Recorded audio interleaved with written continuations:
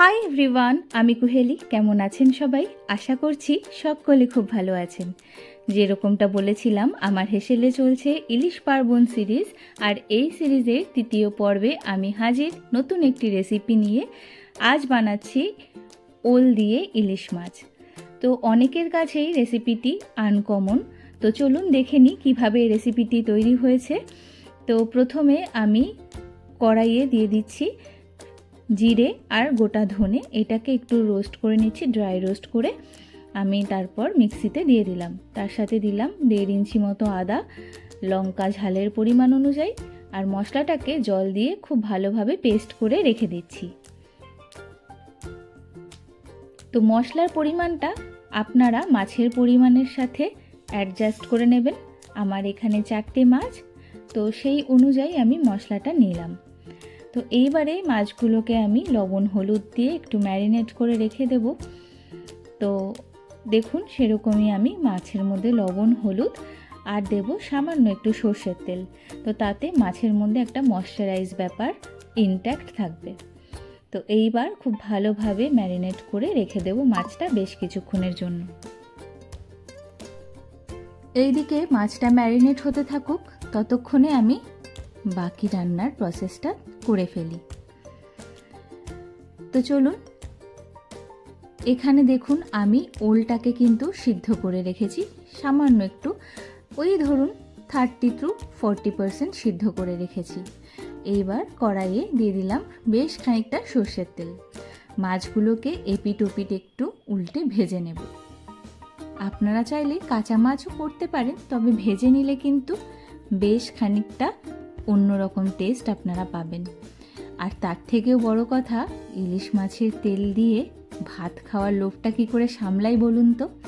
তো সেই সুযোগটাও একদম হাতছাড়া না করে ইলিশ মাছটা একটু ভেজে নিলাম, আর তার থেকে এই তেলটা যেটা রিলিজ হবে সেই তেলটাও কিছুটা আমি তুলে রাখবো গরম গরম ভাতে খাওয়ার জন্য।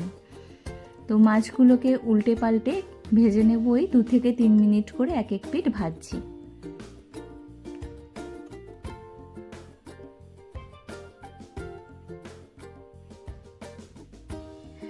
আপনারা কারা কারা এই পদ্ধতিতে ইলিশ মাছ রেসিপিটি আগে ট্রাই করেছেন, তো সেটা কিন্তু অবশ্যই কমেন্ট করে জানাবেন। আর যাদের কাছে একদমই নতুন লাগছে তারা অবশ্যই একবার এইভাবে রেসিপিটি বাড়িতে ট্রাই করে আমায় জানাবেন কিন্তু আপনাদের ঠিক কীরকম লাগলো এই রেসিপিটি। ওই যে বলেছিলাম ইলিশ মাছের তেল কিছুটা তুলে রাখবো, তো দেখুন আমি ইলিশ মাছের তেল আর একটু মাছের তেল ছিল সেটাকেই ভেজে নিয়ে তেল সমেত ওই তেলটাকে তুলে রাখলাম। এইবার বাকি তেলে আমি দিয়ে দিচ্ছি সিদ্ধ করে রাখা ওলটা কিন্তু 30 to 40% সিদ্ধ করা হয়েছে, বাকিটা কিন্তু ভাজা করব, আর ঝোলে যখন দেব তখনই সিদ্ধ হবে। তো সামান্য হলুদ আর লবণ দিয়ে ওলটাকেও পিট উল্টে ভাজা করে নিলাম। ওলটা খুব ভালো করে ভেজে নিয়েছি। এইবার ওলটা তুলে নিয়ে কড়াইয়ে আবারও বেশ খানিকটা তেল আমি দিয়ে দেব। এবার দিচ্ছি জিরে ফোড়ন আর দিচ্ছি শুকনো লঙ্কা ফোড়ন। মশলাটা একটু নাড়িয়ে চাড়িয়ে নেব কাঁচা গন্ধ যাওয়া পর্যন্ত। দিয়ে দিচ্ছি তেজপাতা। সমস্ত ভালোভাবে নেড়ে চেড়ে কাঁচা গন্ধ যাওয়া পর্যন্ত অপেক্ষা করে এইবারে দিয়ে দেব আগে থেকে পেস্ট করে রাখা জিরে ধনে আদা কাঁচা লঙ্কার বাটা মশলা।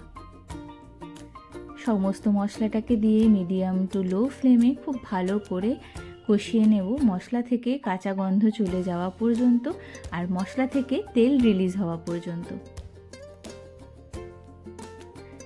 এইবার মশলার বাটি ধোয়া একটু জল অ্যাড করে ভালোভাবে কষাতে থাকবো আর অপেক্ষা করব তেল রিলিজ হওয়া পর্যন্ত।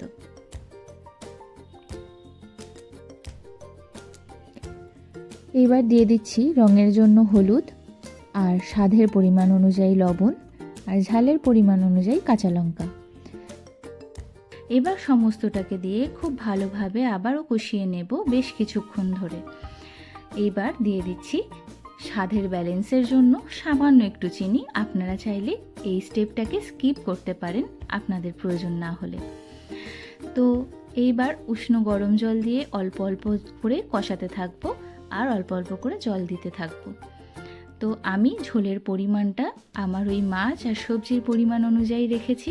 এটা কিন্তু চোখের আন্দাজে আপনাদেরকেও রাখতে হবে। তো এইবার আমি ওই ঝোলের মধ্যে দিয়ে দিয়েছি ওল, আর এবার যখন মশলাটা টকবক করে ফুটে উঠেছে এই সময় আমি দিয়ে দিলাম ইলিশ মাছ ভাজাগুলোকে।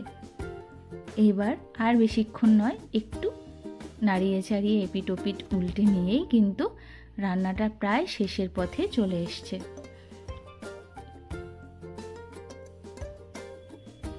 তো এই 2 থেকে 5 মিনিট মিডিয়াম টু লো ফ্লেমে ফোটাতে থাকবো, যাতে মাছের মধ্যে ঝোলের সমস্ত মশলার স্বাদটা ঢুকে যায়। আর উপর থেকে আগে যে তুলে রেখেছিলাম মাছ ভাজার তেল, সেই তেলটা ছড়িয়ে দিলাম।